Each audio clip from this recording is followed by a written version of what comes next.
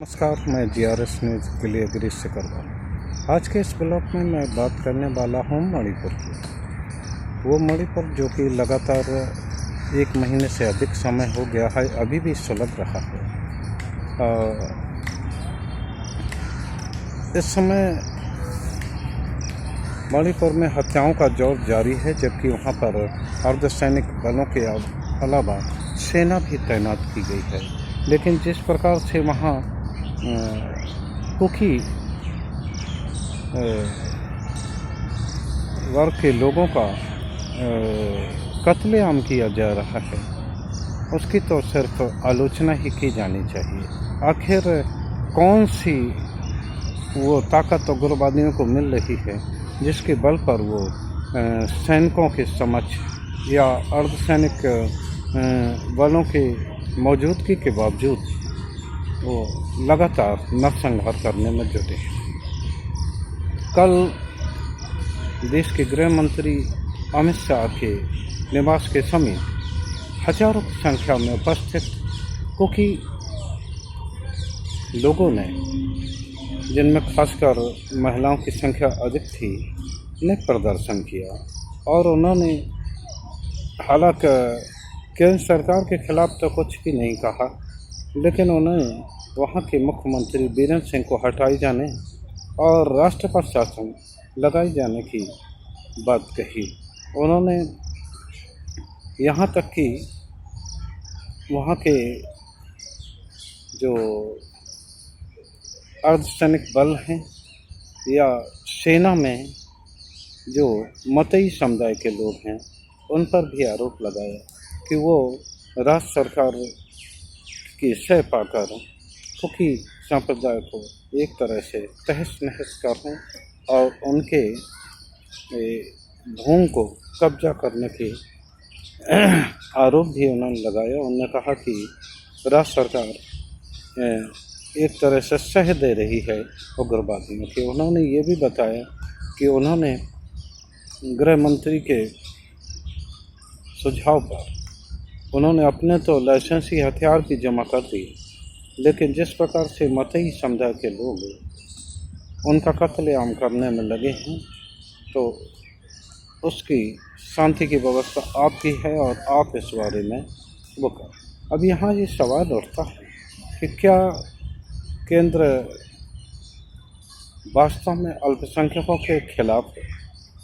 यहाँ मैं अल्पसंख्यक वर्ग में किसी धर्म या जात विशेष की बात नहीं करता। मैं यहाँ बात कर रहा हूँ जो आबादी में कम है, यानी कि संख्या में कम है, अल्पसंख्यक हैं, तो उन लोगों के क्या खिलाफ है?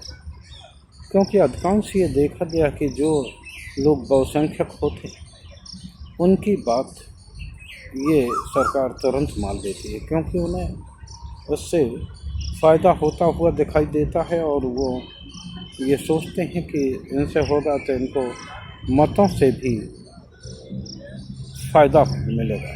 निश्चित तौर पर ये जो ज्ञापन कुकी समुदाय के लोगों ने गृह मंत्री को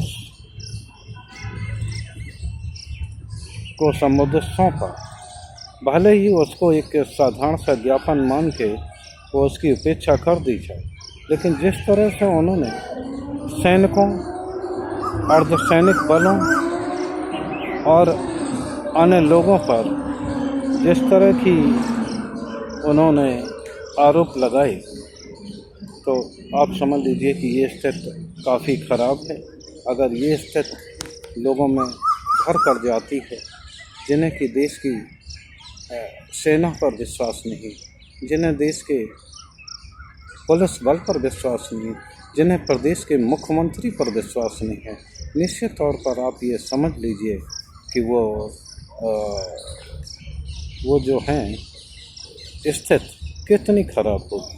जिस प्रकार उन्होंने राष्ट्र पर शासन लगाने की बात कही और उन्होंने स्पष्ट तौर पर आरोप लगाया कि बीरेंद्र सिंह बदले की भावना से कार्य कर रहे हैं और जो भी यहाँ स्थिति खराब हो रही है वो राज्य सरकार की उस पर निश्चित तौर पर केंद्र सरकार को इस ओर ध्यान देना चाहिए और उन्हें यह सोचना चाहिए कि भले ही मती समुदाय के लोग ज़्यादा हों, लेकिन आखिर कुकी भी इसी देश के नागरिक हैं, इसी मणिपुर के नागरिक हैं।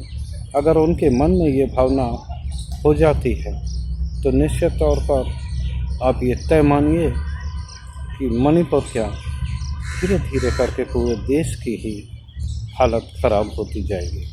कल लखनऊ एक ऐसी घटना घटी जिसको लेकर प्रदेश सरकार और भारतीय जनता पार्टी को खासकर शर्मसार होना चाहिए। लखनऊ के कोर्ट में जज के समक्ष एक वकील के बेस में एक युवक ने गैंगस्टर संजीव जीवा की हत्या कर दी। हालांकि एक गैंगस्टर की हत्या हुई है, लेकिन यहाँ मुख्य सवाल ये है कि उनकी हत्या हुई कहाँ। अगर गैंगवार में या कहीं बाहर हत्या हुई होती तो ये होता कि चलो ये अपराधियों का आपसी गैंगवार का मसला हो सकता है, लेकिन कोर्ट परिसर के अंदर और जज के सामने मार देना, जिस पे कि उत्तर प्रदेश सरकार ये दावा करती है, भारतीय जनता पार्टी ये दावा करती है कि उन्होंने उत्तर प्रदेश की बिगड़ी कानून व्यवस्था को काफ़ी हद तक सुधार दिया है। हालांकि इस बात में मानने में कोई वो नहीं है कि कानून व्यवस्था के स्थित अन्य सरकारों की अपेक्षा सुधरी है, लेकिन जिस प्रकार से वहाँ पूर्व सांसद अतीक और पूर्व विधायक अशरफ की हत्या हुई, भले ही वो अपराधी रहे हों या उन पर तमाम तरह के मुकदमे चल रहे हैं, लेकिन पुलिस की अब रक्षा में जिस प्रकार उनकी 3 युवकों ने हत्या की, उस दाग से उत्तर प्रदेश सरकार अभी तक उबर नहीं पाई थी। ये दूसरा दाग उसके ऊपर ये लग गया है कि जिसमें संजीव जीवा की कोर्ट परिसर में हत्या कर दी। हालांकि कई घटनाएं ऐसी भी देखी गई जिसमें कि जेल में भी अपराधियों के मध्य गैंगवार हुआ और वहाँ अपराधी मारे गए, तो उनको ये कहा जा सकता, डिफेंड किया जा सकता है। वैसे जेल में भी जब समय समय पर आप लोग वहाँ चेकिंग करते रहते हैं तो किस प्रकार उन लोगों के पास ऐसे घातक औजार पहुँच जाते, ये भी सोचने की बात होगी। लेकिन जिस तरह से भले ही उत्तर प्रदेश सरकार अपराधी के मार जाने पर कोई भी बात कहे, किसी भी तरह की बात कहे, लेकिन उसे तो शर्मसार होना चाहिए कि उसकी पुलिस की अवरक्षा में कोर्ट रूम के अंदर एक युवक ने एक गैंगस्टर की हत्या की। हालांकि इन सब घटनाओं का बताने का मतलब ये नहीं है कि हम लोग केवल सत्ता के ही, लेकिन चूँकि आप सत्ता में हैं और आप दावा करते रहे कि हम अन्य दलों से अलग हैं, तो आप किस तरह आप अन्य दलों की आड़ लेते रहे। आप पर कोई गलती हो जाए तो आप तुरंत कहते हैं अन्य सरकारों के में ऐसा होता है। भाई, आम जनता ने आपको इसीलिए जिताया था कि आप कुछ लिहाज करेंगे और कुछ जनता को नई चीज़ देखने को मिलेगी, लेकिन अगर उसी तरह की हरकतें आपकी भी हैं तो ये आप तय मानिए कि आप भी इतिहास का हिस्सा बन के रहे। हरियाणा में कल जगह जगह किसानों ने राजमार्ग और हाईवे को जाम किया। हालांकि पुलिस ने बल प्रयोग के जरिए हाईवे को खुलवा दिया, लेकिन ऐसा महसूस होता है कि ये किसान आंदोलन एक बड़े आंदोलन की तरफ बढ़ते जा रहे हैं। आखिर किसान गलत क्या मांग रहे हैं? एमएसपी को लेकर उनकी थी कि उनकी जो एमएसपी सरकार तय करती है तो उनकी उपज को उसी दर पर कम से कम बिक ही जाना चाहिए, लेकिन किसानों को मंडी के आश्रय छोड़ दिया जाता है, जहां उन्हें प्रति क्विंटल अपना उत्पाद बेचने में बहुत ही घाटा होता है। ताज़ा मामला सूरजमुखी को लेकर है, जहां की कल एक बहुत बड़ा आंदोलन हुआ था, जिसमें कि चढ़भुनी को गुरनाम सिंह चढ़भुनी जो बड़े किसान नेता हैं उनको पकड़ा और उनको हरियाणा पुलिस ने 14 दिन की न्यायिक हिरासत में भी भेजा है। किसान नेता राकेश टिकैत भी कुरुक्षेत्र पहुँचे और उन्होंने एक बड़े आंदोलन की बात कही। निश्चित तौर पर ये किसानों के लिए विषम परिस्थिति है कि कृषि उत्पादों की निवेशों की लागत तो बढ़ती जा रही है, लेकिन जब उनके फसल किसान मेहनत से करता है तो उनकी फसल का माकूल जवाब नहीं मिलता। एक समाचार और है जो कि बहुत ही चर्चा का विषय रहा। कल खेल मंत्री अनुराग ठाकुर ने भी खिलाड़ियों से बातचीत की।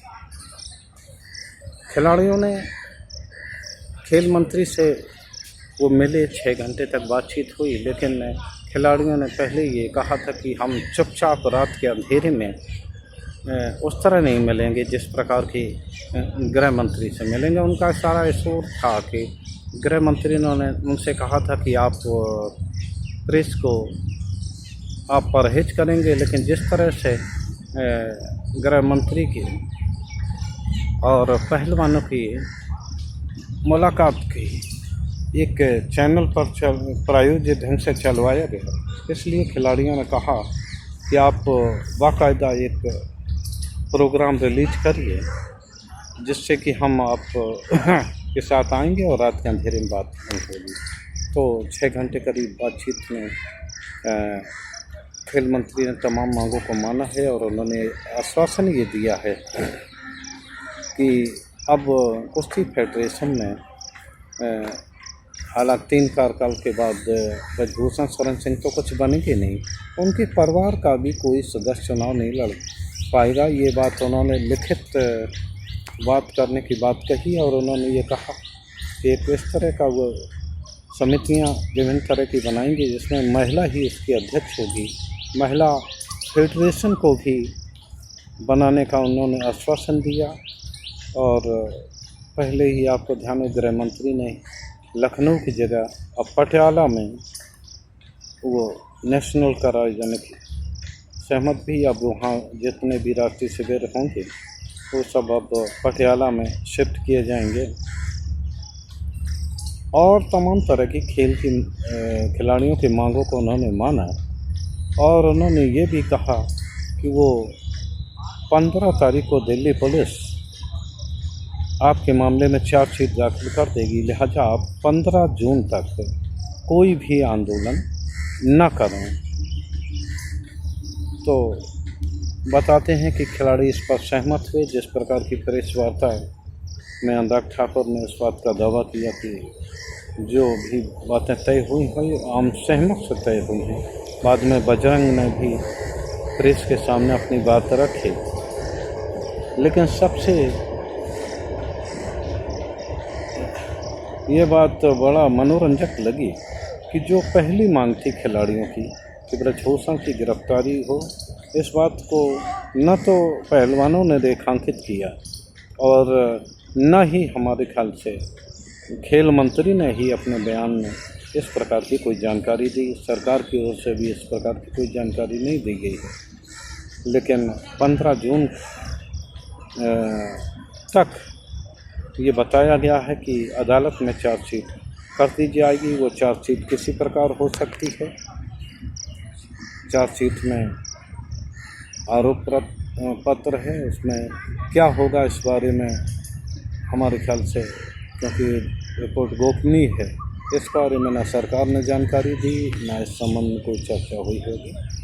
तो हम ये समझ सकते हैं कि 15 तक किसानों का आंदोलन और पहलवानों का आंदोलन संभवतः नहीं चलेगा, लेकिन बजरंग ने एक बात कही कि अगर 15 तक उनकी उसका समाधान नहीं होता है तो ये आंदोलन जारी रहेगा। तो आप ये तय मानिए कि अभी पहलवानों के मुद्दे पर सरकार ने जो बढ़कर कदम उठाए हैं, तो उसका सबसे वो तभी देखने को मिलेगा जब अदालत में चार्जशीट आएगी। और पहलवान कई बार घोषणा कर चुके हैं कि वो चार्जशीट को अदालत में चैलेंज भी कर सकते हैं अगर उनके अनुसार आरोप तय नहीं हुए कुश्ती संघ के पूर्व अध्यक्ष की। तो इस प्रकार ये भी हम सभी लोगों को इस बात का इंतज़ार करना चाहिए। और किसानों के आंदोलन की ओर ही मैं आपको एक टिप्पणी करना चाहूँगा महत्वपूर्ण, कि कल सरकार ने किसान आंदोलन को मद्देनजर रखते हुए खरीफ फसलों की MSP की दरों को भी पुनरीक्षित किया है और दरें 6 से 8% तक बढ़ाई गई हैं। लेकिन यहाँ फिर वही सवाल खड़ा होता है कि सरकार द्वारा MSP की दरों में वृद्धि किए जाने की बात तब तक ठीक नहीं जमती जब तक कि किसानों की उपज उस रेट पे न बिक पाए जो सरकार ने घोषित की है। तो यहाँ हम ये भी कहना चाहेंगे कि ऐसी MSP बढ़ाने से क्या फ़ायदा जब किसानों को उस बात का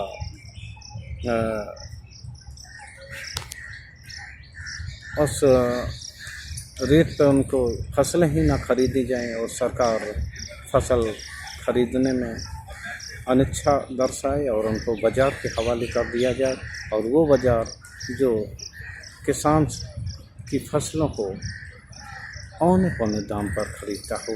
आज के ब्लॉग में बस इतना ही। आम आदमी पार्टी की महारैली पहली बार इस बात का जिक्र आम आदमी पार्टी ने किया है। 11 जून को